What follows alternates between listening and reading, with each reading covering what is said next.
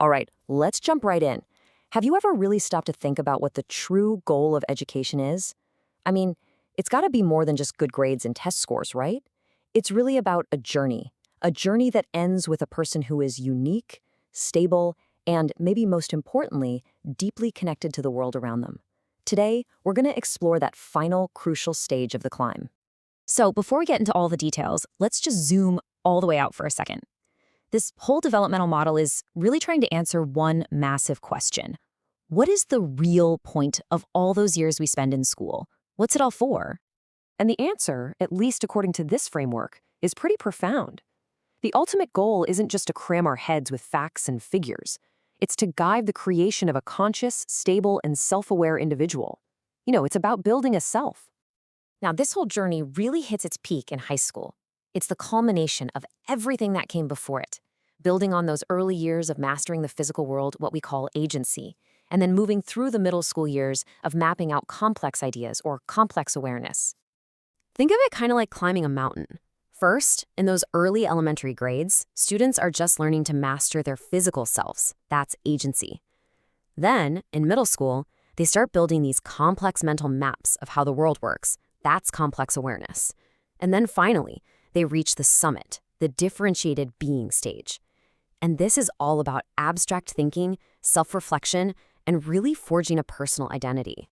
Okay, so what does this differentiated being actually look like in practice? Well, this stable, mature self is really built on four core capacities. You can think of them as the four pillars of identity that get constructed during those high school years. Let's break each one down.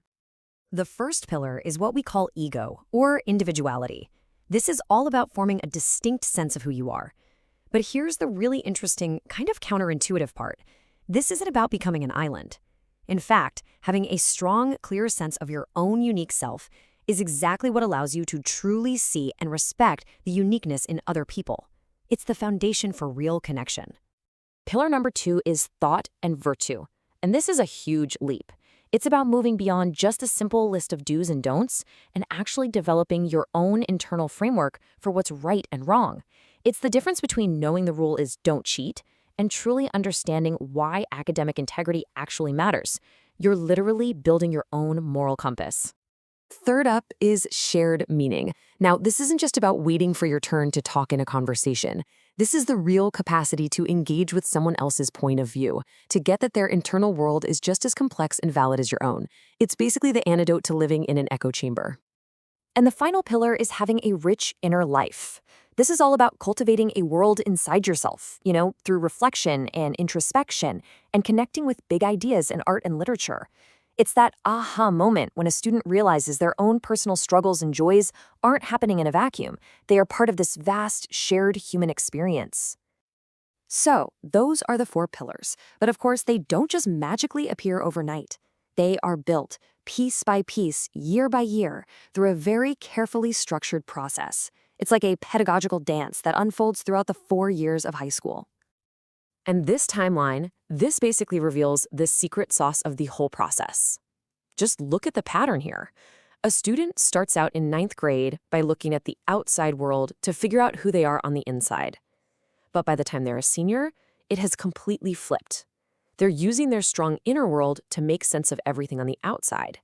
It's a total cognitive reversal. So in 9th and 10th grade, the flow of information is what we call outside in. Students are just soaking up information from the world, from history class, civics, literature, and they're using those external facts to build an internal, kind of gut-level sense of who they are and what they believe in. They're constructing their identity from the raw materials the world gives them. Then, you get to 11th grade, and boom, something absolutely remarkable happens. The entire cognitive flow dramatically reverses direction. This right here is the pivot point for the entire journey to selfhood. And now the flow is inside out. So instead of the world just shaping them, they start to shape their perception of the world. That inner compass they've been building, that gut level understanding, is now the lens they use to interpret everything that comes at them. They're not just receiving knowledge anymore, they are actively creating meaning. So here's the really crucial point in all of this. Becoming a strong individual isn't about walling yourself off from everyone else. This whole framework reveals a really beautiful and profound truth about what it means to craft a self. True individuality, a well-defined ego, isn't a fortress. It's actually the foundation for building, as it says here, powerful bridges that connect the individual to others. The stronger your sense of self, the stronger and more meaningful your connections can be. And that personal moral compass, that pillar of thought and virtue, it finds its true purpose, not in just sitting back and judging the world, but when it's used to actually engage with other people, to share and discuss these important ideas, to build a better world together. And finally, that rich inner life we talked about, well, it turns out it's not a lonely place at all. Cultivating it leads to the deepest realization of all, that this inner world is part of a shared human experience that connects us all. Your individual story connects you to the universal story. So, when you put all these pieces together, you start to see that this entire developmental journey is designed for a purpose that goes way, way beyond just academic achievement or getting into a good college. I mean, this whole process is a structured, pretty predictable path. It takes a student from mastering their body to mastering abstract thought. It completely flips their way of learning from outside in to inside out. But maybe the most important thing is that it's a journey that transforms their view of what a self even is, from something separate and isolated into a conscious, connected part of the human whole. And all of this leaves us with a final, really provocative question to think about. When we look at our schools, when we look at our curriculum, what is the ultimate goal we are truly designing for?